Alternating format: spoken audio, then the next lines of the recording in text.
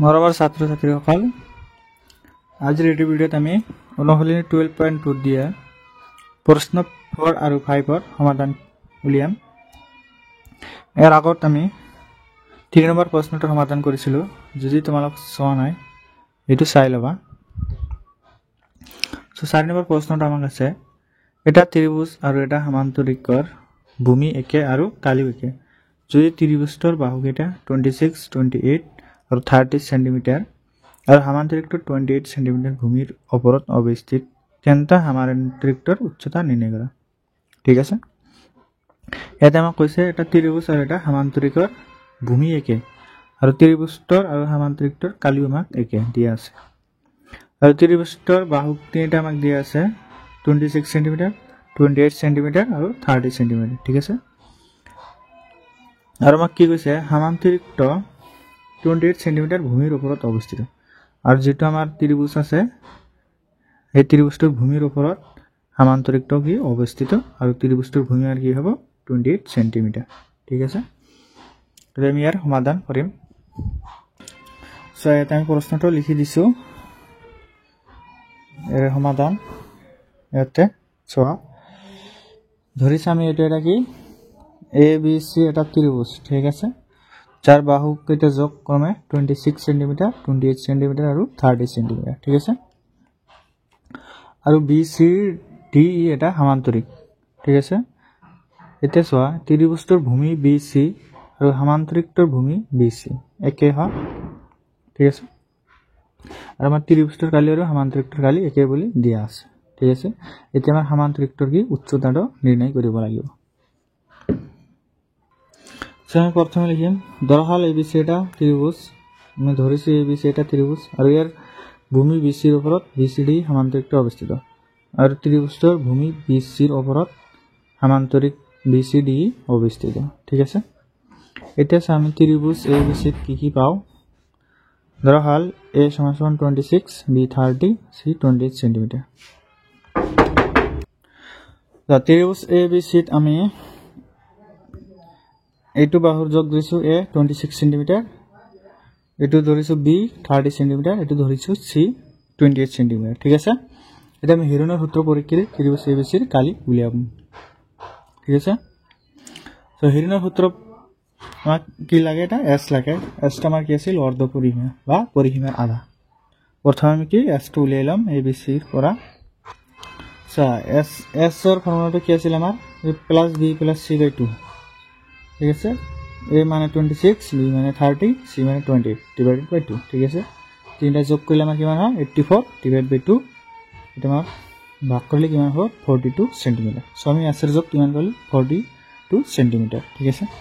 So হিৰণৰ সূত্ৰৰ মতে ত্ৰিভুজ এবিসিৰ কালি হ'ব এটো সো হিৰণৰ সূত্ৰৰ মতে কালি হ'ব এস ইনটু এস মাইনাস এ, এস মাইনাস বি ইনটু এস মাইনাস। ঠিক আছে, সো আমি এস কিমান হল 42 পালো, এস কিমান হল 42। ঠিক আছে, এসৰ ঠাইত 42 বহাই দিলো, এসৰ ঠাইত 42 বহাই দিলো। এ মানে 26 আছিল, এস মানে 42, বি মানে 30 আছিল, এস মানে 42, সি মানে 28 আছিল। ঠিক আছে, এতিয়া চোৱা 42 থাকিল, 42 ৰ পৰা 26 গলে আমাৰ কিমান থাকে 16, 42 ৰ পৰা 30 মাইনাস কৰিলে 12 থাকে, 42 ৰ পৰা 28 মাইনাস কৰিলে আমাৰ 14 থাকে। ঠিক আছে, এতিয়া চোৱা 42 মানে কি লেখা যায় 42 মানে 3 ইনটু 14 লেখা যায়, 16 থাকিল, 12 মানে কি লেখা যায় 3 ইনটু 4, 14 তো থাকিল। ঠিক আছে, এতিয়া আমাৰ বৰ্গমূলৰ ভিতৰত কোনটো কোনটো দুটা কৈ আছে। 3 তো আমাৰ দুটা আছে, সো এটা বাহিৰত লিখিব পাৰিম। 14 তো দুটা আছে, সো এটা বাহিৰত লিখিব পাৰিম। 16 তো বাহিৰত লিখিলে 4 হয়। ঠিক আছে, 16 ৰ বৰ্গমূল 4 আৰু 4 থাকিল, 4 ৰ বৰ্গমূল 2 হয়। ঠিক আছে, তো চাই গোটেই কেইটা পূৰণ কৰিলে আমি কিমান পাওঁ 336 সেন্টিমিটাৰ স্কয়াৰ। ঠিক আছে, পূৰণ কৰি চাব পাৰো। 3 পূৰণ 14 কৰিলে আমাৰ কিমান হ'ব আৰু 42। ঠিক আছে, আকৌ 42 ৰ লগত 8 পূৰণ কৰিলে আমাৰ কিমান হ'ব 16, 1 থাকে 32 হয়। ঠিক আছে, সো গোটেই কেইটা পূৰণ কৰিলে আমি কিমান পাওঁ 336 সেন্টিমিটার। তো এবিসির কালি আমি কিমান পালো 336 সেন্টিমিটার স্কয়ার। ঠিক আছে, এতিয়া দেখো ত্ৰিভুজ ABCৰ কালি আৰু সমান্তৰিক BCDৰ কালি কি সমান আমাক দিয়া আছে ঠিক আছে আৰু আমি ধৰিলো কি সমান্তৰিকটোৰ উচ্চতা h ঠিক আছে সো আমি কি লিখিম সমান্তৰিকটোৰ কালি সমান সমান ত্ৰিভুজ ABCৰ কালি লিখিব পাৰো ঠিক আছে সো আমি লিখিলো ধৰা হল BCD সমান্তৰিকটোৰ উচ্চতা h সেন্টিমিটাৰ তেন্তে প্ৰশ্নমতে আমাৰ কি হ'ব BCD সমান্তৰিকৰ কালি সমান সমান ত্ৰিভুজ ABCৰ কালি এটা আমাক প্ৰশ্নমতে দিয়া আছে ঠিক আছে এতিয়া সমান্তৰিকৰ কালিৰ সূত্র কি হয় ভূমি ইনটু উচ্চতা ঠিক আছে সমান সমান আমি ত্ৰিভুজৰ কালি কিমান পালো 336 সেন্টিমিটাৰ স্কয়াৰ ঠিক আছে এসা ভূমিৰ মানটো আমাৰ কিমান আছিল 28 সেন্টিমিটাৰ এসা এটো ভূমি তো কি ত্ৰিভুজৰ ভূমি হয় এটো সমান্তৰিকটোৰ ভূমি হয় সো আমি ভূমি কিমান লিখিম 28 সেন্টিমিটাৰ ঠিক আছে সো ভূমিৰ মানটো আমি 28 সেন্টিমিটাৰ বহাই দিলো সো ভূমিৰ মানটো আমি 28 বহাই দিলো h থাকিল 36 থাকিল এফালে h টো আমাৰ এফালে আছে আৰু 28 টি এফালে কি পূৰণ হৈ আছিল সো এফালে গলে কি হ'ব হৰণ হ'ব 336 বাই 28 সেটা ভাগ করলে কিমান হয় 12 সো আমি s এর মান কিমান পালো 12 সেন্টিমিটার ঠিক আছে গতিকে সমান্তৰিকটোৰ উচ্চতা কিমান পালো আমি 12 সেন্টিমিটাৰ এটি আমাৰ কি ফাইনাল সমাধান ঠিক আছে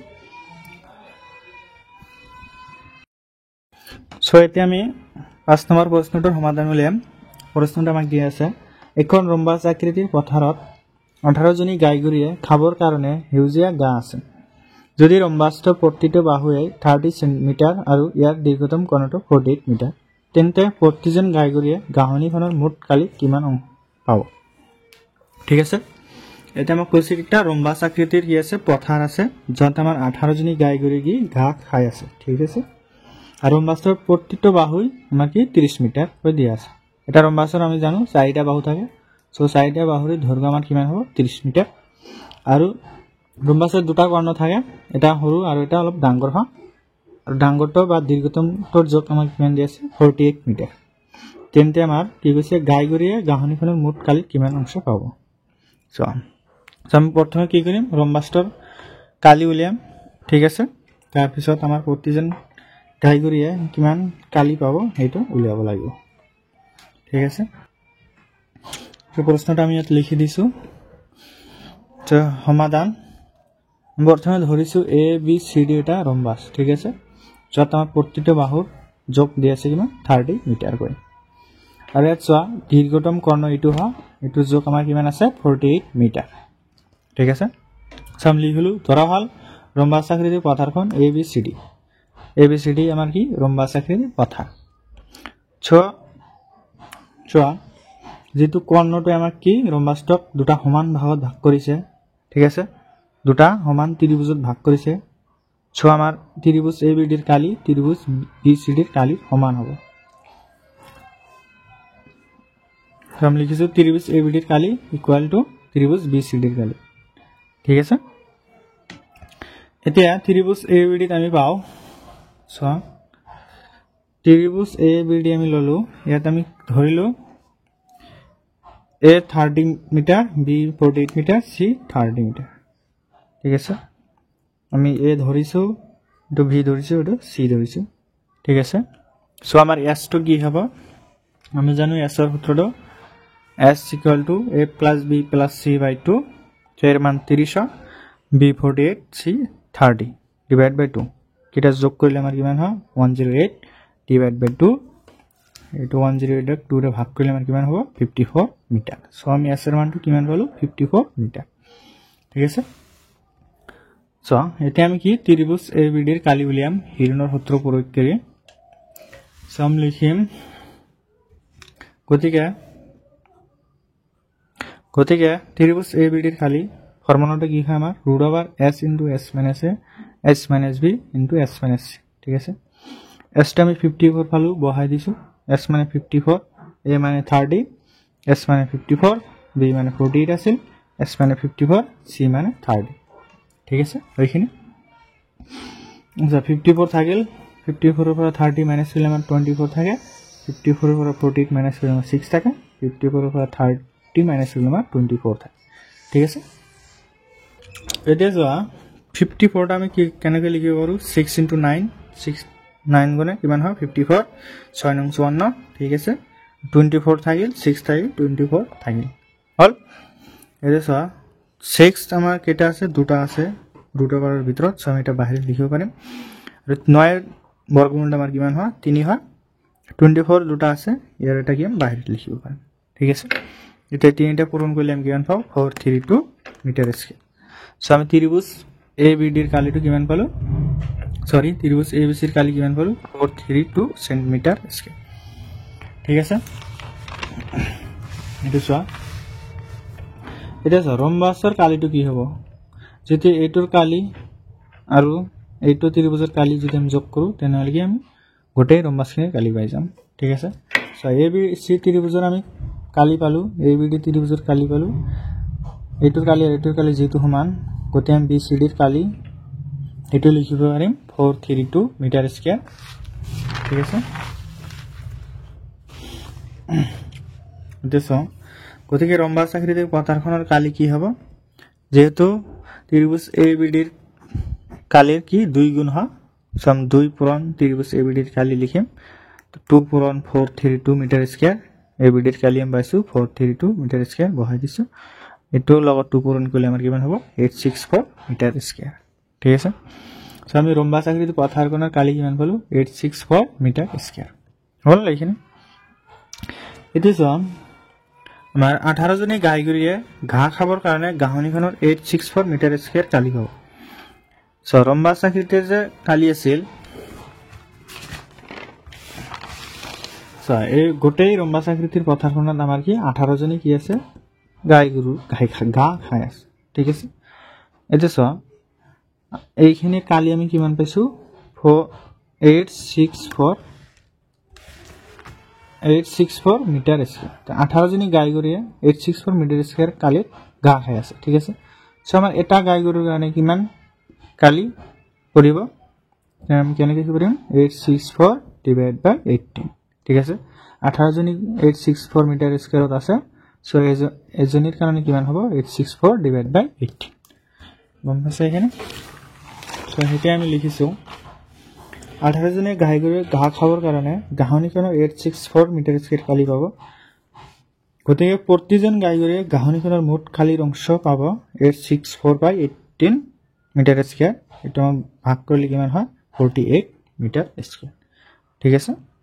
ভাগ কৰিলে কিমান হ'ব 48 মিটাৰ স্কয়াৰ এটা আমাৰ কি ফাইনাল সমাধান থ্যাংক ইউ এভৰিওয়ান